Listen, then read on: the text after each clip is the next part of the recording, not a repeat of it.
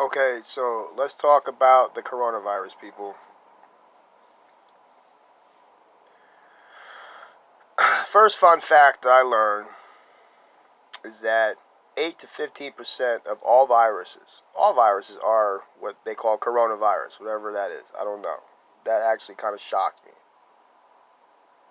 So, having said that, novel apparently not quite sure what novel means. I think it's what do you call either a new strain, like a new virus they've never seen before, or it's untreatable, or a combination of both. I'm not sure. So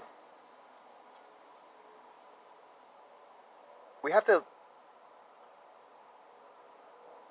I guess, in the words of Egon Spengler from Ghostbusters, I'm terrified beyond the capacity for rational thought. So I think that's where everybody's at. But I'm terrified for a different reason than most people are terrified. And that's what this video is about, okay? Because there's going to be a life after the coronavirus. That's the good news. Is not everybody. Here's why the coronavirus is so serious. Is that I guess 20% of people who get it need hospitalization. So that's bad. That's like 1 in 5 who get it.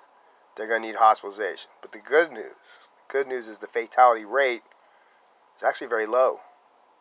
I've been crunching the numbers every day as they show the numbers on the news, right? So in America, it's around 0.015%, like 1/6 or 1/7 of a percent fatality rate. Yeah, when you get it, it sucks. It lasts a long time, but very few are dying from it. I know there's little horror stories here and there, but I mean, who knows, man? You know, the media's job is to scare the shit out of you anyway, so I don't believe nothing they tell me. That's why I'm looking at the numbers. And actually, it's probably, these are confirmed cases versus deaths, so it's probably even better news because I'm sure there's a lot more people out there that have it, don't even know they have it.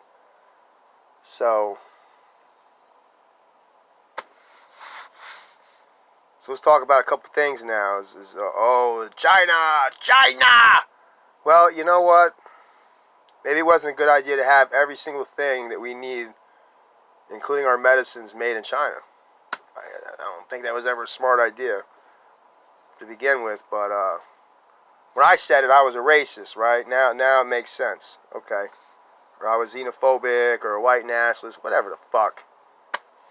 So that's number one. Number two is now we're starting to see which jobs are essential and which jobs are not essential. Who the fuck determines that? Most Americans, I worked in the service industry because we don't make anything over here. That's a big part of our economy is the service, hospitality. I know people that, man, and there was a time when I lived like that. I needed my tips every day. Every day I needed those tips. Fuck a weekly check. I needed daily tips. That's why I didn't last long in that. Ugh. Anyways, so I don't see how shutting down the world's economy is going to help because this is what's going to happen, people. Those that are going to die are going to die. I'm sorry. It's horrible. But you have no right of life. You're born to die. Life is dangerous. No one can offer you security. You know who can offer you security? Is yourself. And not even, you can prepare, you can plan. But at the end of the day, fuck. My old man used to say, because I asked my dad, well, what if this happened? Or what if that happened? Or what if? Then he would, he tried to keep up, but then he would lose his patience. And he would say, well, what if the moon slammed into the earth? Then none of it would matter, would it? There you go. We could get hit by a comet, meteorite, like the dinosaurs were out, like that. So, you have no right to life. You have no guarantee you're going to be healthy or live any amount of years or any of that. Okay? So I know this is going to sound cold-hearted, but man, someone's got to say it. We all got to go back to work, man. We all got to get out of our houses. I'm actually one of the fortunate ones. I have an essential job because some of what I do is plumbing. But man, we got to go back to work. You can't shut the economy down because people are getting sick. You just can't. If you look, To me, it seems real simple. If you start feeling sick, you're going to go to the doctor or the hospital, depending on how bad you feel. And then if you have the coronavirus, oh, you got the coronavirus. Boom. Now you go into quarantine, right? Then they're going to ask you, who have you been around? Then they can go test those fucking people. And if they have it, they can quarantine them. But the rest of us, man, we need to go to work. You understand? They need to go to work too. Sorry, they got sick. So that's, you know, they're talking about this bailout. Listen, man, it's a sham. Because where does the money eventually come from? It comes from the taxpayers. It comes from the privates. I'm so tired of this. This government bullshit. They're going to bail us out.